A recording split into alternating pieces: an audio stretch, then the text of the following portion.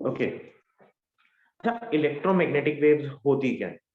हमारे लिए ये समझना बड़ा जरूरी है कि अगर time varying electric field, let's say we have at any place, or some time variable electric field is through a conductor, then उसके परपेंडिकुलर हमेशा हमें क्या मिलेगी? एक मैग्नेटिक फील्ड जरूर मिलेगी। लेकिन साथ ही साथ it is also true that if we have a time variable magnetic field, then उसके परपेंडिकुलर हमें कुछ ना कुछ इलेक्ट्रिक फील्ड भी मिलती है। तो जनरली इलेक्ट्रोमैग्नेटिक वेव्स अगर हमें प्रोड्यूस करानी है तो उसके लिए हमारे पास एक एक्सेलरेटेड चार्ज पार्टिकल का होना जरूरी होता है। Without the presence of accelerated charge particle electromagnetic fields के बारे में सोचा नहीं जा सकता, या इलेक्ट्रोमैग्नेटिक फील्ड्स जनरली जनरेट नहीं की जा सकती हैं। अगर हम कहते हैं कि हमारे पास एक टाइम वेरिएबल मैग्नेटिक फील्ड हो, या हम ये कहें कि टाइम वेरिएबल इलेक्ट्रिक फील्ड हो, तो लेट्स से कि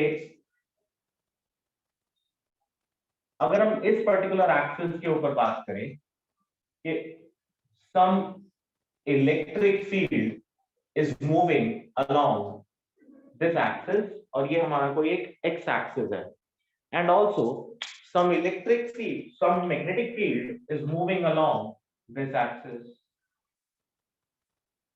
अब हमने लिया ये कि ये दोनों के दोनों टाइम वेरिएबल है, तो best way to represent a time variable signal is by using a sinusoidal और कोसाइनोसॉइडल सिग्नल। तो हम यहाँ पर एक साइनोसॉइडल सिग्नल कंसीडर कर रहे हैं, जिसमें कि हमने कहा this is electric field and this is magnetic field. तो इन दोनों का रिजल्टेंट मुझे मिलेगा, एक ईएम वेव, इलेक्ट्रोमैग्नेटिक वेव, जिसकी के डायरेक्शन ऑफ प्रोपेगेशन हमेशा इन दोनों के परपेंडिकुलर होगी। यानी अगर मैं कहता हूं electric field is along x axis and magnetic field is along y axis, तो electromagnetic wave will always move, EM wave will always move along Z axis। ठीक है?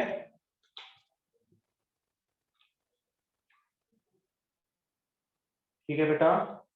Yes sir. Yes sir. तो टाइम वेरिएबल मैग्नेटिक फील्ड के concept को यहां समझना जरूरी है। अब सबसे पहले टाइम वेरिएबल मैग्नेटिक फील्ड का कॉन्सेप्ट, या हम ये कहें कि सबसे पहले इलेक्ट्रोमैग्नेटिक वेव्स को डिटेक्ट कैसे किया गया। देयर वाज एन एक्सपेरिमेंट जिसके वजह से हम समझ पाए कि टाइम वेरिएबल मैग्नेटिक फील्ड के साथ, या हम ये कहें कि इलेक्ट्रोमैग्नेटिक वेव्स किस तरह से जनरेट हुई। तो उसी एक एक्सपेरिमेंट को एक बार समझने की कोशिश करेंगे with the help of a video, और मैं वो वीडियो अभी प्ले कर रहा हूँ। ठीक है, एक बार देखें उसको और फिर उसके बाद उसके ऊपर डिस्कशन करेंगे। And that experiment is called hertz experiment.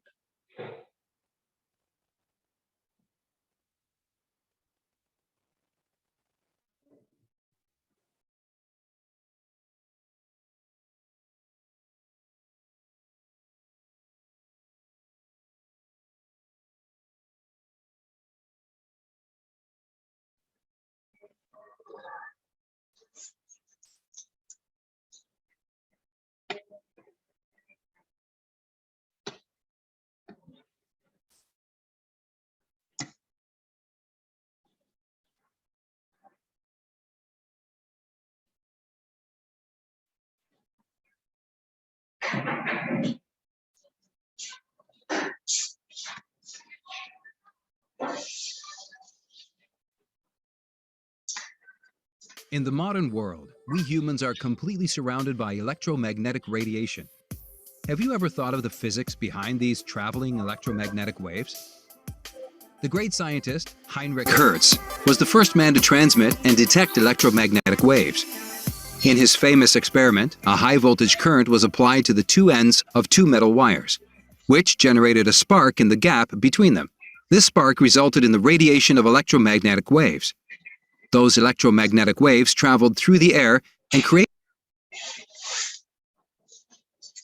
अच्छा, साउंड रिसीव हो रही है आपको? Yes, sir. Yes, sir. So sound to Hit a receive spark in a metal coil located over a meter away. If you had placed an LED in that gap, the bulb would have glowed. This was a clear case of electromagnetic wave propagation and detection. However, before Hertz, the brilliant mathematician James Clerk Maxwell had already laid out the foundations for electromagnetic radiation by formulating 4 mathematical equations. However, these equations and the Hertz experiment raised a question. How do electromagnetic fields detach themselves from wires and propagate through a space? More specifically, what we need is a traveling electromagnetic wave and not a fluctuating one. Let's explore this logically. Consider an electric charge, which is moving at a constant speed. The electric field around it is shown. Now, imagine for a fraction of a second it accelerates. After that, it continues its uniform motion at a higher speed. What we need to understand is the effect of this acceleration on the electric field. The interesting thing is that the information does not travel at an infinite speed. Instead, it travels at the speed of light. Similarly, the information about the sudden variation of velocity of the charge does not get conveyed to the whole electric field region. The field near it knows about it, but the field far away still has no idea that the charge has accelerated and it is still in the old state. Let's separate out these regions with the help of 2 circles. Since the electric field cannot break, the field between these distances must transition. This transition field is known as a kink.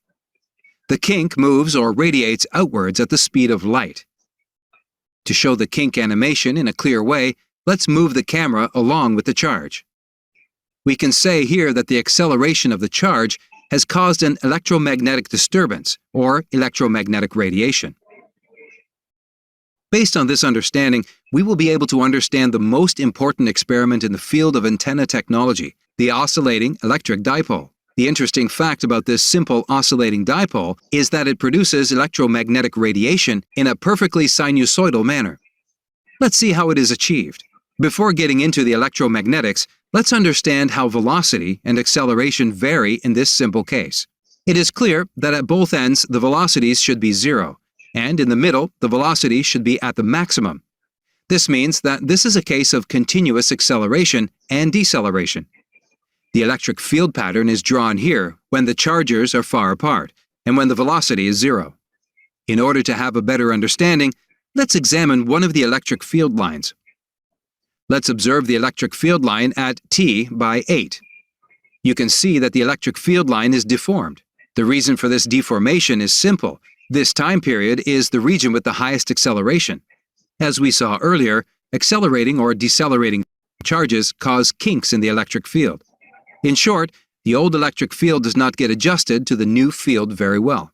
This deformation is continuous since there is continuous acceleration in the charge. When 2 charges meet at the central point, the deformed line also meets there. After that it detaches and radiates. This radiation travels at the speed of light. If you plot an electric field intensity variation with respect to length, you can see that the radiation we have produced is perfectly sinusoidal in nature. Please note that this varying electric field will automatically generate a varying magnetic field perpendicular to it. Now, let's have a look at how this applies to an antenna. A time-varying voltage is applied to the metal wire as shown. Due to the effect of the voltage, the electrons will be displaced from right to left and create positive and negative charges. With a continuous variation of voltage, the positive and negative charges will shuttle back and forth in the wire. This simple arrangement is known as a dipole antenna. The dipole antenna produces the same radiation as we saw in the previous section. In this case, the antenna works as a transmitter. The frequency of the transmitted signal will be the same as the frequency of the applied voltage signal. The same antenna can act as a receiver if the operation of the antenna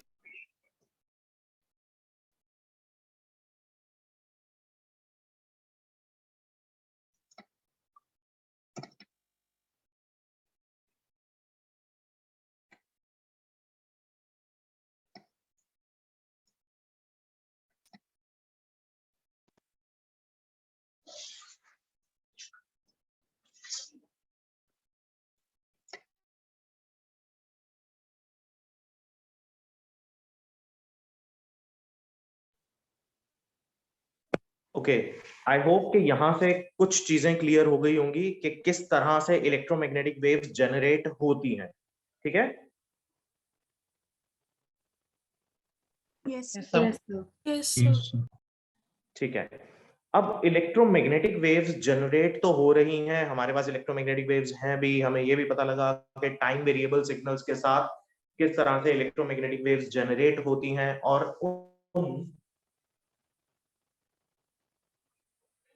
और उन particular जो time variable signals हैं उनको हम लोग equation form के अंदर भी रिप्रेजेंट कर सकते हैं। कैसे करेंगे वो अभी आगे समझते हैं, लेकिन किस तरह के क्वेश्चंस इसमें पूछे जाते हैं ना। पहले हर्ट्ज एक्सपेरिमेंट आपके पेपर के अंदर ना एक्सप्लेनेशन आ जाती थी हर्ट्ज एक्सपेरिमेंट की, बट अब हर्ट्ज एक्सपेरिमेंट की एक्सप्लेनेशन आपके पेपर में नहीं आती है, ठीक है? तो this is also one thing जो कि this is also one topic जो कि अब आपके कोर्स में डायरेक्टली नहीं है hertz experiment, but for the better understanding of EM waves you must know about the hertz experiment. अच्छा, दूसरी चीज कि यहां पर इलेक्ट्रोमैग्नेटिक वेव्स एग्जैक्टली प्रेजेंट होती हैं, उसको हम प्रूव कैसे करें? इसको प्रूव करने के लिए हमें समझना पड़ेगा the concept of displacement current. Concept of displacement current. अच्छा, मान लो कि हमारे पास एक कैपेसिटर ले लेते हैं, लेट्स से ये हमारे पास एक कैपेसिटर है। अब इस कैपेसिटर को आपने किसी सोर्स के साथ कनेक्ट किया हुआ है, ठीक है?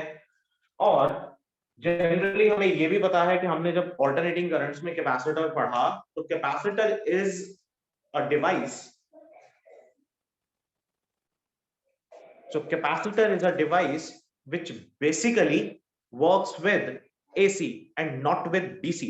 It offers infinite resistance to DC, but it allows AC to pass through it. अब एक बात सोचो बेटा, let's say we have two wires, ठीक है? And both of them are not connected to each other. Like these are the two free ends of the wire. ये मेरे पास दो फ्री एंड्स हैं वायर के, ठीक है?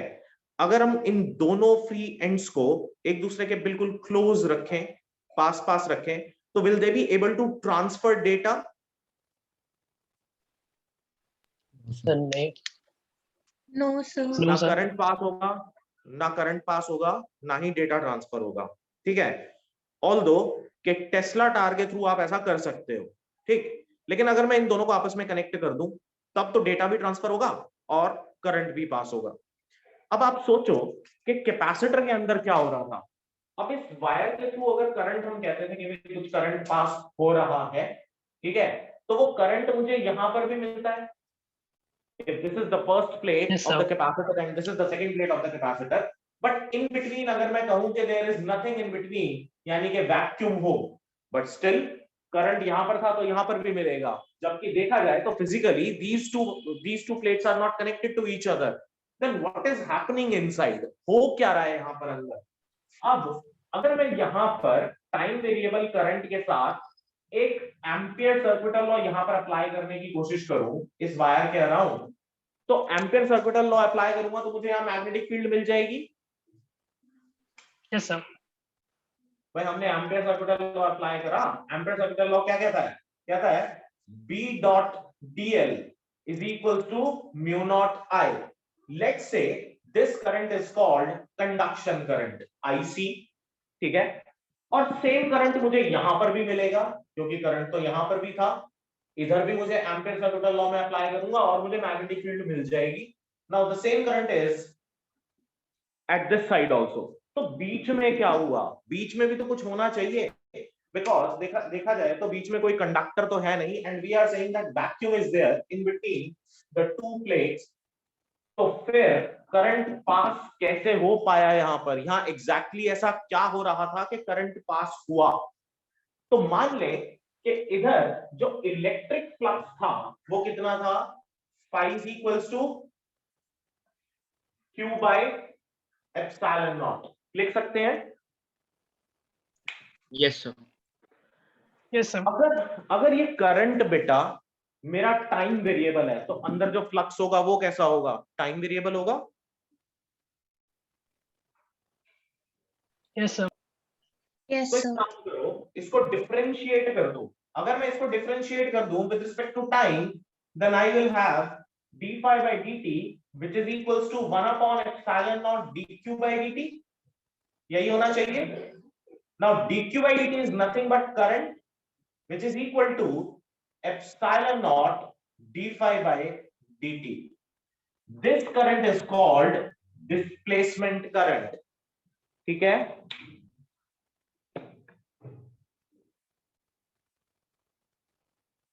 This current is called displacement current। Now Maxwell find out this contradiction and he removes it by the application of or by the addition of displacement current in this equation।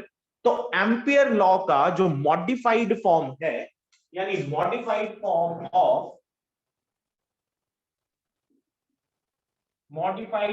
Of amperes Perpetual law, this modified form is also called Maxwell's equation। तो Maxwell ने 4 equations दी थी बेटा। Out of those 4 equations we are here studying only 2। तो वो जो 2 इक्वेशन, oh sorry, we are only studying here 1। तो Maxwell's equation in this case is B dot dl is not only mu naught I conduction but it is mu naught I conduction plus I displacement। ठीक है। Yes, sir. Yes, sir. So this current is called displacement current and the Maxwell's equation is B dot dl। obviously ये भी vector होगा। B dot dl is equals to mu naught times the conduction current plus displacement current। ठीक है बेटा। Yes. Although के derivation इसकी paper में नहीं आएगी क्योंकि now directly displacement current is not given in your CBSE prescribed syllabus, but इसको कर लेना 3 मार्क्स के अंदर। ये सीबीएसई का इस चैप्टर का फेवरेट क्वेश्चन है। 3 ही नंबर इसकी आज तक की वेटेज थी चैप्टर की। ठीक है। तो 3 नंबर के अंदर इस क्वेश्चन के आने की बात आप ये समझ लेंगे लाजमी है, आएगा ही आएगा। ठीक है। सर ये डेरिवेशन। हाँ ये डेरिवेशन। Okay sir. ठीक तो है। ये आईडिया ये आज एक्चुअली तो एग्जिस्ट नहीं करता। है बेटा। आईडी जो है हमारा, जो हमारा हाँ। डिस्प्लेसमेंट करंट है, ये एक्चुअली तो एग्जिस्ट नहीं करता ना। क्या होता है कि जब हम कह रहे हैं कि यहाँ पर बेटा जैसे आपका ये पर्टिकुलर जो पार्ट है, अगर आप यहाँ पर एम्पियर्स ऑर्बिटल लॉ लगाने की कोशिश करो तो because the actual conduction current is not here, so this is the hypothesis which basically completes the contradiction created by the Ampere's orbital law। तो उसको रिमूव करने में this helps a lot। ठीक है। in fact this is the AC only के case में true होगा ना फिर। हाँ एसी के केस में बेटा। डीसी के केस में तो कैपेसिटर मोमेंटरीली वर्क करेगा। अगर आप ये कहें कि इट कीप्स ऑन वर्किंग तो ऐसा नहीं है, तो वो तो रेजिस्टेंस मतलब उसको एसी के केस में मतलब वो मोमेंट वो बार बार क्रिएट होता रहता है, हम ऐसा कह सकते हैं, क्योंकि वो हाँ, करंट की बिल्कुल। डायरेक्शन चेंज हो रही है। एग्जैक्टली बिल्कुल एसी के केस में कह सकते। डीसी के केस में क्योंकि वो यूनिडायरेक्शनल है तो कुछ नहीं हो। ठीक है। Yes sir. अच्छा, तो इसके अलावा इस पूरे के पूरे चैप्टर में आपको इलेक्ट्रोमैग्नेटिक स्पेक्ट्रम के बारे में पढ़ना है और इलेक्ट्रोमैग्नेटिक स्पेक्ट्रम की कुछ पीपीटीज, जैसे कि जो मैंने आपके साथ पीडीएफ और पीपीटी शेयर करी हैं, आज भी मैंने आपके साथ कुछ नोट्स शेयर करे थे ईएम वेव्स के। Those are some very important questions and out of those questions ये पर्टिकुलर क्वेश्चन भी वहां पर है। तो you only read those questions और आपको पता लग जाएगा कि भाई किस तरीके से आपने आंसर्स करने हैं। तो मैं अभी आपके साथ एक पीपीटी शेयर कर रहा हूं, हम उसी से इसको ईएम स्पेक्ट्रम की भी बात करेंगे। लेकिन एक बात याद रखना, आपको मैंने एक हैंड रिटन नोट्स दिए थे, ठीक है? उन हैंड रिटन नोट्स के अंदर अभी कुछ दिन पहले ही शेयर करे हैं, उन हैंड रिटन नोट्स के अंदर first question is your displacement current, and उसके सीधा बाद उसने इलेक्ट्रोमैग्नेटिक स्पेक्ट्रम को याद करने के लिए एक order of increasing order of frequency and decreasing order of wavelength में उसने लिखा हुआ है। जैसे सबसे पहले कौन सी वेव्स आएंगी, रेडियो वेव्स आएंगी, फिर आपकी माइक्रोवेव्स आएंगी, फिर इंफ्रारेड आएंगी, ऐसे करके ना उसने एक सीक्वेंस बना रखा है। तो आप भी क्या करेंगे, वो सीक्वेंस याद कर लेंगे। That sequence helps you a lot in remembering के हाईएस्ट फ्रीक्वेंसी किसकी है। अब देखो जनरल फॉर्मूला क्या है हमारे पास स्पीड ऑफ लाइट का, अभी हमने बात की कि EM waves moves with speed of light. तो स्पीड ऑफ लाइट का फॉर्मूला होता है p f lambda. Now f and lambda are in inverse relation. It means जिस भी किसी वेवलेंथ की हाईएस्ट फ्रीक्वेंसी होगी, या हम ये कहें ईएम स्पेक्ट्रम के जिस पार्ट की फ्रीक्वेंसी हाईएस्ट होगी, that will have the lowest frequency also, ठीक है? तो उसी केस के अंदर जितना फ्रीक्वेंसी बढ़ता है वेवलेंथ कम होगा, टू कीप सी कांस्टेंट, ठीक है बेटा? Yes, sir. Yes sir. तो मैं अभी आपके साथ एक पीपीटी शेयर कर रहा हूं और उस पीपीटी के थ्रू हम इन चीजों को समझने की कोशिश करेंगे।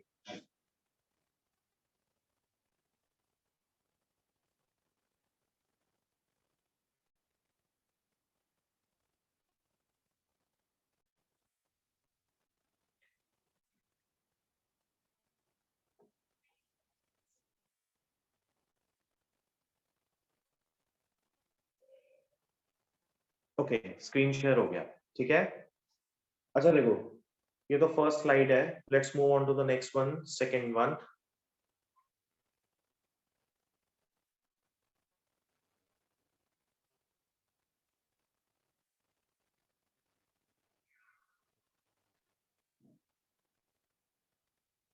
अच्छा थर्ड पे आ जाते हैं सीधा, इलेक्ट्रोमैग्नेटिक वेव्स की प्रॉपर्टीज क्या है, ठीक है?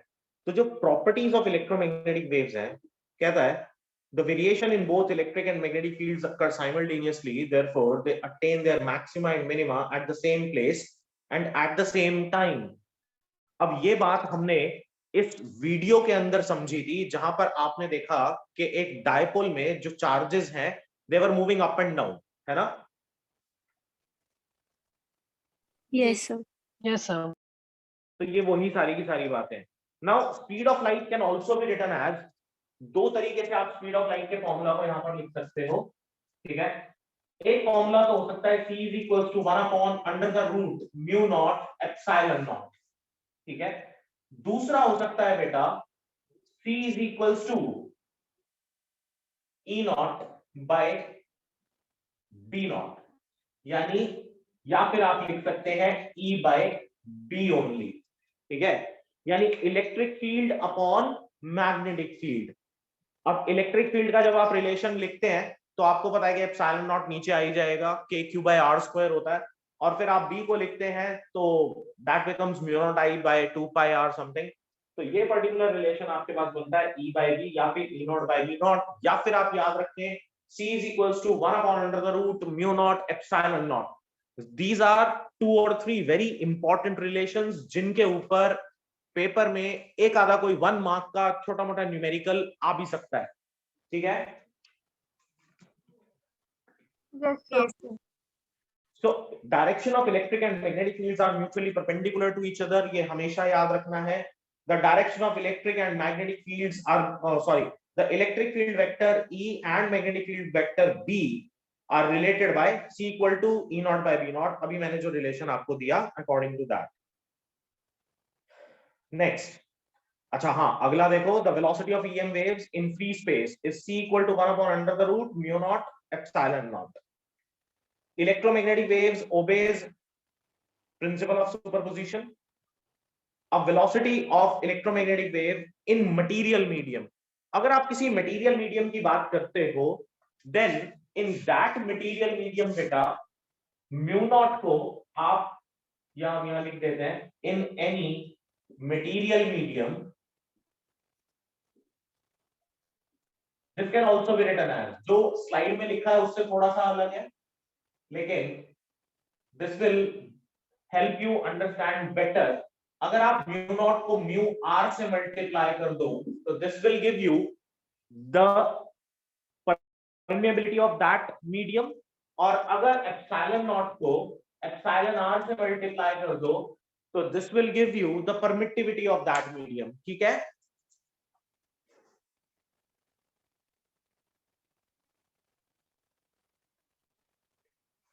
बेटा ये बताएं रिलेटिव परमिटिविटी क्या होती थी? Relative permittivity is permittivity of the medium to the permittivity of free space. Yes, sir. तो आप अगर एप्सिलॉन नॉट को एप्सिलॉन आर से मल्टीप्लाई करते हैं, this will give you what? Epsilon am only, यानी ये हो जाएगा 1/√, एप्सिलॉन एम, और म्यू नॉट के साथ करेंगे तो वो म्यू एम हो जाएगा. ठीक है, रिलेटिव परमेबिलिटी भी यही होती थी, permeability of the medium to the permeability of free space. Yes, sir. तो यहां से आपका जो फिफ्थ पॉइंट है वो क्लियर हो गया. Yes, sir. ठीक है, electromagnetic waves carry energy as they propagate through space. This energy is divided equally between electric and magnetic fields. याद रखना, energy equally divided होती है between electric fields and magnetic fields. EM waves can transfer energy as well as momentum to objects placed on their paths. इसका मतलब आपने chemistry में anode rays और cathode rays पढ़े थे? Yes sir. तो वहां पर आपने पढ़ा होगा कि दे प्रोड्यूस मैकेनिकल इफेक्ट्स.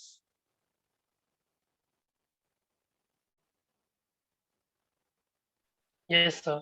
पढ़ा था. तो it means electromagnetic waves, as it is saying that electromagnetic waves can transfer energy as well as momentum. तो यानी electromagnetic waves भी mechanical waves हुई.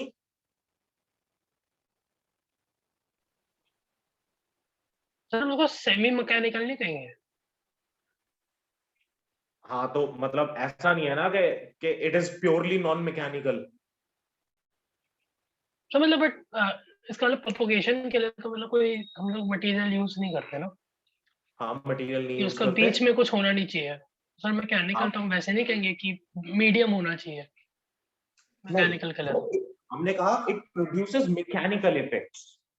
ठीक है ना, हम वहां पर ये बात नहीं कर रहे हैं कि उसके लिए मीडियम रिक्वायर्ड है या नहीं. अब आप सोचो कि हमने कहा कि एक वायर के थ्रू अगर वेव्स मूव कर, अच्छा एयर के थ्रू भी तो मूव करती हैं वेव्स, इलेक्ट्रोमैग्नेटिक वेव्स. आपके मोबाइल फोन में जो रेडिएशंस आ रही हैं, जो वेव्स आ रही हैं, they all are electromagnetic waves. Antenna पर जो एफएम की वेव्स आती हैं, they are also radio waves. तो वो कौन सी हो गई? वो इलेक्ट्रोमैग्नेटिक वेव्स हैं. हाँ जी सर. ठीक है ना, तो स्पेस में भी जो वेव्स मूव करती हैं, they are also electromagnetic waves. तो वहां पर तो मीडियम नहीं. हाँ जी सर. हाँ तो वही तो कह रहा हूँ कि मतलब हम लोग इसको सेमी मैकेनिकल टाइप नहीं बोलेंगे. कैटेगरीज दो ही हैं बेटा, या तो मैकेनिकल हो या नॉन मैकेनिकल हो. क्योंकि हम साउंड को भी मैकेनिकल बोलते हैं और वो प्रोपगेट हवा में वैसे कर रही है. अच्छा, वहां पर तो बेसिकली क्या हो रहा है ना कि particles of the medium in the direction of propagation of waves move करते हैं, है ना? हाँ जी सर. हाँ जी. लेकिन ये ट्रांसवर्स नेचर शो कर रही हैं. हाँ जी सर. तो वेव्स हमारे पास कितने तरह की हैं? दो तरह की, ट्रांसवर्स और longitudinal. And transverse and longitudinal waves are basically the categorization of mechanical waves only. हाँ अल्टीमेटली तो वही है. फिर तो डिफरेंस ये हुआ सर उसमें कि वो हर पार्टिकल को मतलब मोमेंटम प्रोवाइड करती है. हाँ, साउंड वेव्स जो होती है. हाँ जी. इसमें ऐसी नेसेसिटी नहीं है. इसमें ऐसी necessity. Now the 10th point is electromagnetic waves do not require material medium to travel. 9th रह गया. For discussion of optical effects of EM waves, more significance is given to the electric field. Therefore, electric field is called light vector. जैसे optical fibres होती हैं, optical fibres के अंदर जो electrical signals होते हैं, those electrical signals gets converted into light signals, and light signals gets converted into electrical signals with the use of transducer. So transducer is a device which converts one form of signal into another form. ठीक है? Yes. Transducer क्या होता है? Definition लिख लो बेटा, transducer ही definition आ सकती है, लिख लो. What is a transducer? It is a device, it is a device which converts one form of signal into another form. Example,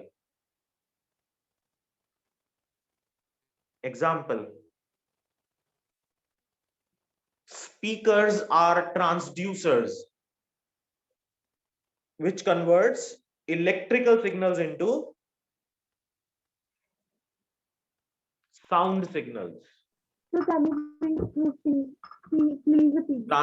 Transducer is a device which converts one form of energy into another form, or one form of a signal into another form. Example is speaker.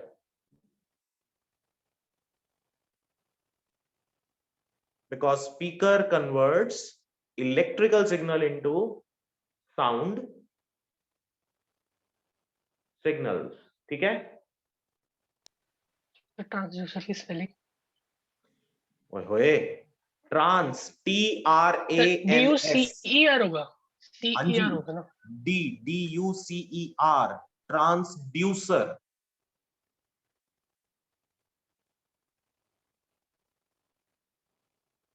ठीक है?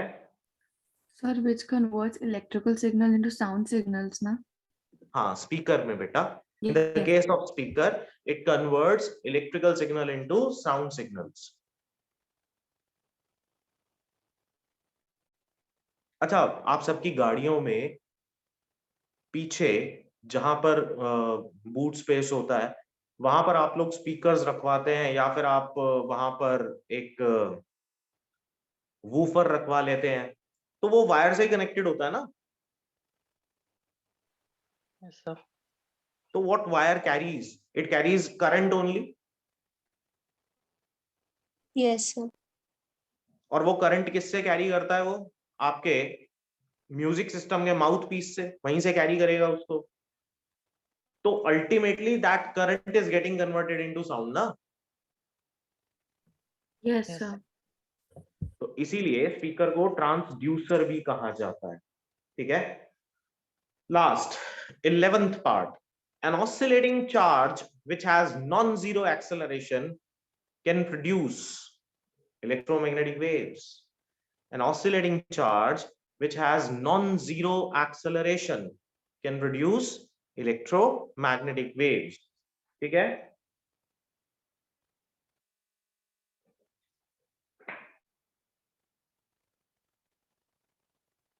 Next slide है बेटा, hertz experiment. अभी आपने video के अंदर यही आप ये पीपीटी हमारे साथ शेयर करोगे ग्रुप पे? बेटा कर रखी है मैंने शायद. नहीं कर रखी सर. सर आपने नहीं शेयर करी. नहीं सर, पीपीटी नहीं करी. अच्छा, पीपीटी नहीं करी है क्या? कर देंगे यार, ये कौन सी बड़ी चीज है. चलो, नाउ हर्ट्ज एक्सपेरिमेंट. अभी जो आपने वीडियो देखी थी, वो वीडियो यही थी. वहां पर आपके पास दो स्फेरिकल बॉडीज थी, और उन दोनों स्फेरिकल बॉडीज के बीच में एक कैपेसिटेंस क्रिएट हो गई थी. ठीक है? और बीच का जो पार्ट था S1 और S2 के बीच में, दैट पार्ट गेट्स आयनाइज्ड. और वहां पर वो पार्ट आयनाइज हो गया, तो जो एयर वहां पर थी, वहां पर जो आयनाइज्ड पार्ट था, यानी जो आयनाइज्ड पार्टिकल्स थे, they start travelling through a certain distance, और अल्टीमेटली इस रिंग के पास पड़े हुए दोनों S1 और S2 जो स्फीयर्स थे, उसको उसने ऑसिलेट कराना शुरू कर दिया. Now this ring was acting as a detector of electromagnetic waves. अगर ये ऑसिलेट ना करती या ये वाइब्रेट ना करती, तो हमें पता भी नहीं चलता कि इलेक्ट्रोमैग्नेटिक वेव्स वहां पर जनरेट हुई. तो उसके लिए बहुत हाई सिग्नल्स इसके बीच में यूज किए गए थे. ठीक है? हाई फ्रीक्वेंसी यूज की गई थी, हाई सिग्नल्स इसके अंदर यूज, यानी potential difference between the plates was very high in that case.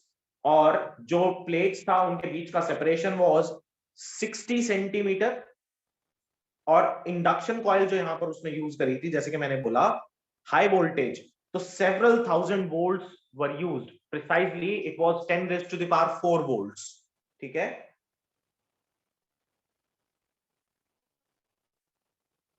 लेकिन अब हर्ट्ज एक्सपेरिमेंट आपको एक्सप्लेन करना नहीं आएगा, ठीक है। तो हम पहुंचते हैं स्लाइड नंबर 7 पर, which basically shows the EM spectrum. Now this EM spectrum is very important. क्यों important है ये पर्टिकुलर स्लाइड नंबर 7, ये पर्टिकुलर जो आपकी स्लाइड है, why it is very important, क्योंकि अगर देखो हर्ट्ज एक्सपेरिमेंट पेपर में नहीं आने वाला, आपका डिस्प्लेसमेंट करंट भी नहीं आता, तो उसके लिए इस चैप्टर में से पूछने को खास कुछ बचता नहीं है। लेकिन फिर भी 3 नंबर का क्वेश्चन इसमें से आएगा, तो आपको ये EM वेव की source, range of wavelength, range of frequency और इसके यूजेस पेपर में आपको आने चाहिए। तो इसी के ऊपर बेस्ड क्वेश्चंस आ जाते हैं, जैसे कि कुछ साल पहले या हर साल एक आधा क्वेश्चन कुछ इस तरह का आता है, एक केस स्टडी टाइप होता है बेसिकली, वो कहेगा अ पर्टिकुलर फ्रीक्वेंसी, और या ये कहेगा कि a particular part of the EM spectrum is used to kill the germs from drinking water. तो अब आप क्या कहोगे, क्या आंसर होना चाहिए? तो अल्ट्रावायलेट। यूवी रेज, टीवी में ऐड भी आती है ना? Yes sir. ठीक है। A particular part of the EM spectrum, 3 parts होंगे क्वेश्चन के, कोई 3 नंबर का क्वेश्चन होगा। A particular part of the EM spectrum is used for the transmission of TV signals, radio waves, radio.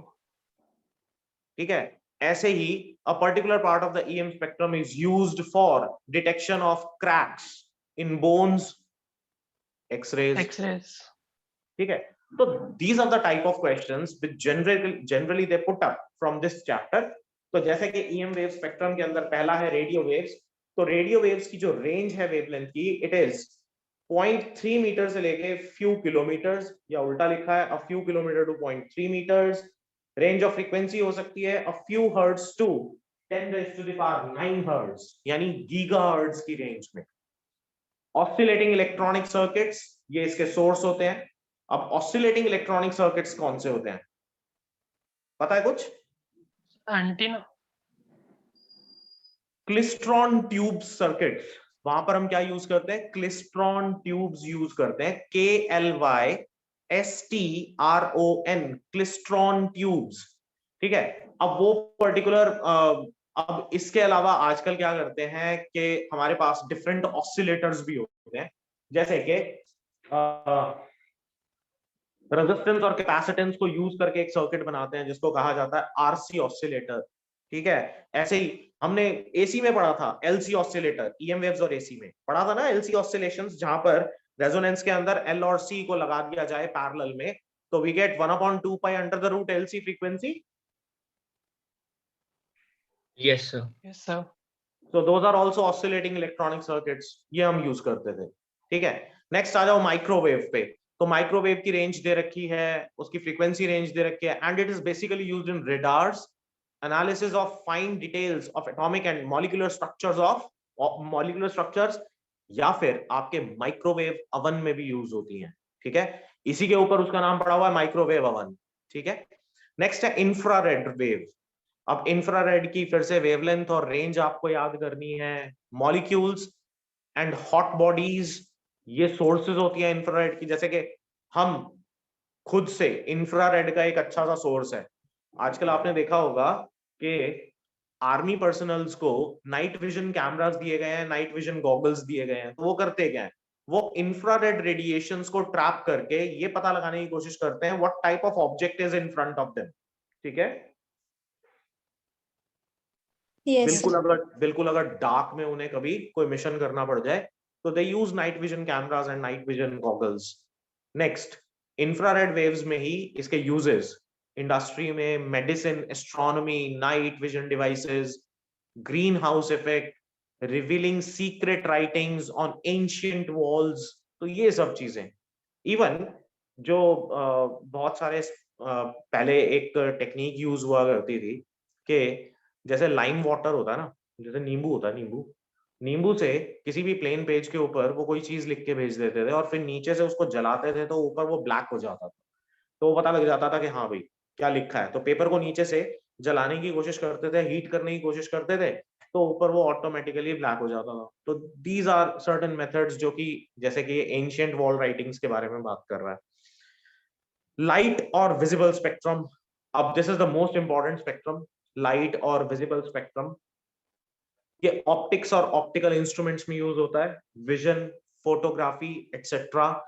अच्छा, जब हम विजिबल स्पेक्ट्रम की बात करते हैं तो here comes one very important topic जिसको हम कहते हैं Fraunhofer lines, FRAUN, Fraun, HOFFER', Fraunhofer's lines।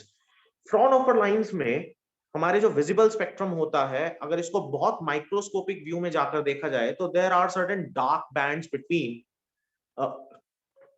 in between this visible spectrum। वो जो डार्क बैंड्स हैं, those dark bands are called Fraunhofer lines। अभी खैर इसका आपको पढ़ने का जरूरत नहीं है, लेकिन फिर भी एक इंटरेस्टिंग चीज है किसी को अगर आउट ऑफ क्यूरियोसिटी कुछ पढ़ना हो तो। Next is UV rays, ultraviolet rays.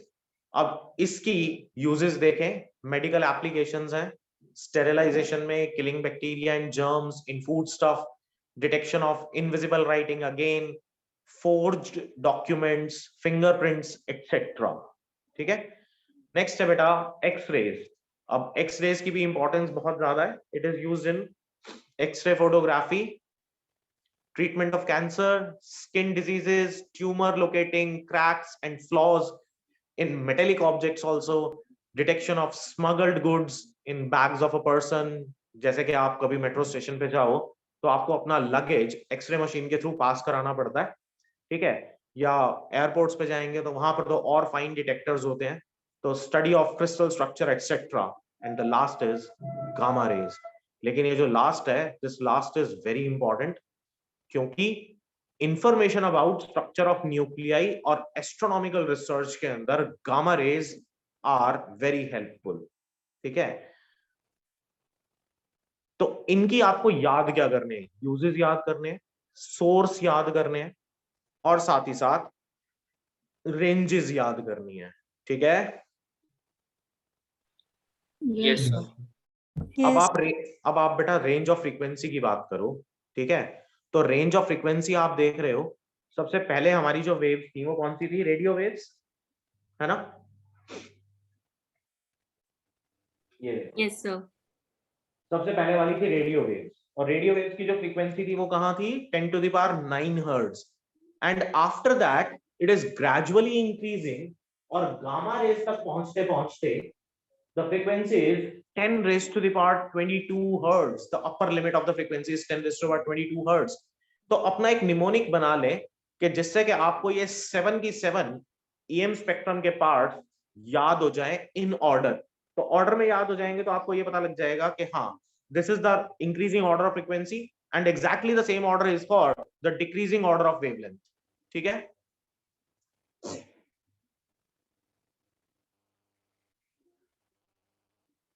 ठीक है बेटा। Yes sir. Yes, sir. So this is all gamma about rays और माइक्रोवेव्स का सिमिलर सा यूज नहीं दिखा रखा है, गामा रेज और माइक्रोवेव्स का सिमिलर यूज दिया हुआ है, study Mic- of atom and रेड वो।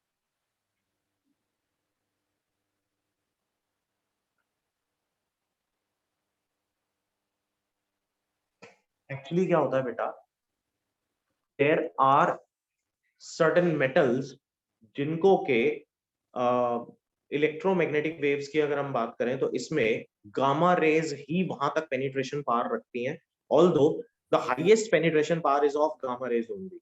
अब जैसे अगर हम BARC की बात करें, बार्क, तो आपने सुना होगा भाभा एटॉमिक रिसर्च सेंटर। जितने भी वहां पर जो न्यूक्लियर रिएक्टर्स हैं, generally they are we have to prevent them from any kind of radiation leakage। ऐसा करने के लिए हम क्या करते हैं, कोई गेस करो, कोई बता सकता है, किसी को कोई आइडिया हो? और उसकी रॉड्स लगाते ना। वो तो अलग है, ठीक है कि वो हम लोग वहां पर मॉडरेटर्स के तौर पे यूज कर रहे हैं उसको। कंक्रीट से हम लोग वो करते हैं उसको कवर प्रॉपर्ली। नहीं, वहां पर लेड की दीवार बनाते हैं, ठीक है। कंक्रीट के अलावा we use the lead. Lead is having मतलब gamma rays are having the least penetrative power against lead.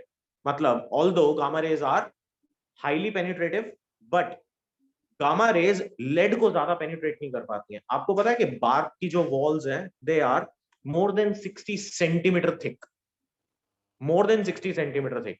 Lead can gamma rays can penetrate lead up to around 60 centimeters.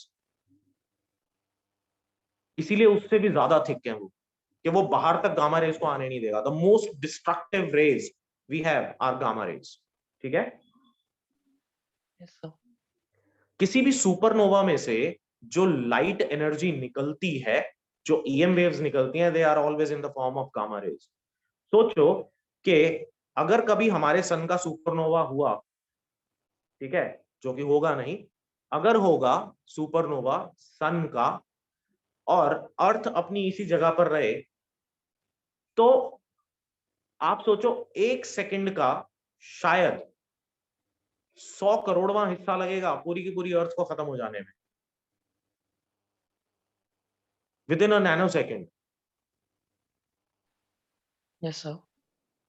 तो गामा रेज की power, जो penetrating power होती है, जो इसका effect होता है, ये इतना स्ट्रांग होता है। और हम तो this- सभी को क्लब नहीं करते थे गामा रेज में, जितने भी हमारे हाई फ्रीक्वेंसी वो रहते हैं, वेव्स रहती हैं। अब आप सोचो ना, those rays which are basically below 3 into 10 raised to the power 18, है ना, तो वो they will not be the part of gamma rays। जैसे जो इससे ज्यादा रहती हैं सर। आप सोचो, हाँ, इससे ज्यादा वाली तो सारी की सारी वही हो जाएगी ना। हम लोग इसमें कुछ डिफरेंशिएशन नहीं कर देनी चाहिए, ये कम हार्मफुल है, ज्यादा है। जैसे इसने बोला था upper limit is 3 into 10 raised to the power 22। we may not be able to detect the frequency more than this particular value। तो ऊपर तो जो आएंगी वो सारी की सारी गामा रेज के अंदर ही आएंगी। तो वेवलेंथ 10 to the power -14 से कम हो ही नहीं सकती। ईएम स्पेक्ट्रम के अंदर नहीं होगी बेटा। फिर हम लोग सब वो इलेक्ट्रॉन वगैरह के बीच का कैसे करते हैं? वो तो साइज है ना इलेक्ट्रॉन का, साइज, उसकी वेवलेंथ थोड़ी है वो। वो तो मुझे तो हमने मतलब पता कैसे करा, और तुक्का लगा दिया। नहीं नहीं, तुक्का थोड़ी लगा दिया, हर एक चीज कैलकुलेटेड है बेटा। सो अभी इस पर्टिकुलर स्टेज पर you will not be able to understand how to calculate the wavelengths or the experiments or the methods how to detect or how to calculate the wavelengths of gamma rays or any particular part of the EM spectrum। तो वो तुक्का लगाने वाली कोई बात नहीं है, ये सारी की सारी तो डिटेल्ड स्टडी है बेटा, प्रैक्टिकली प्रूव्ड है। हर एक चीज का कुछ ना कुछ एक्सपेरिमेंट आपको मिल जाएगा।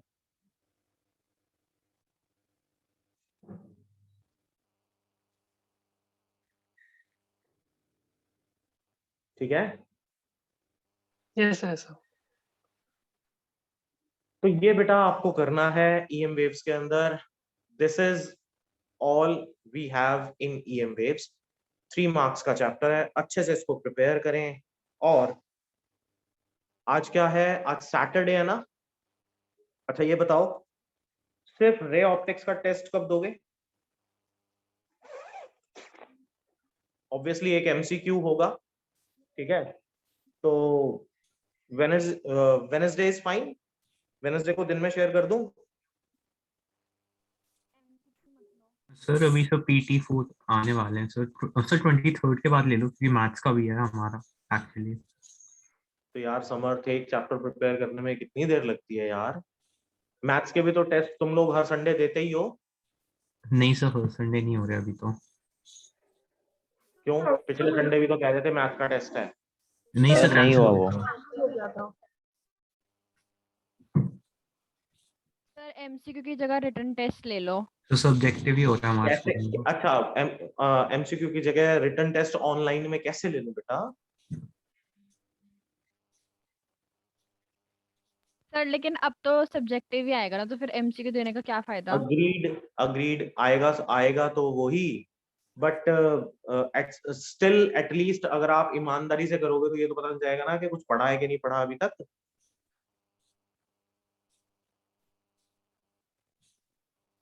मुझे कोई आपत्ति नहीं है, मैं तो रिटर्न दे दूंगा, आपने करना है कर लेना। It will be more easy for me, मैं तो एक क्वेश्चन पेपर बना के आपके साथ शेयर करना है बस। एमसीक्यू में it will take more time.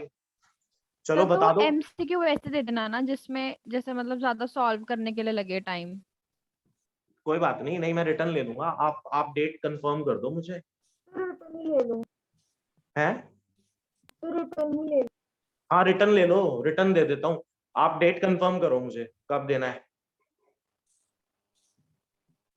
Friday ले लो। फ्राइडे? Yes sir. चलो ठीक है, फ्राइडे। Okay sir.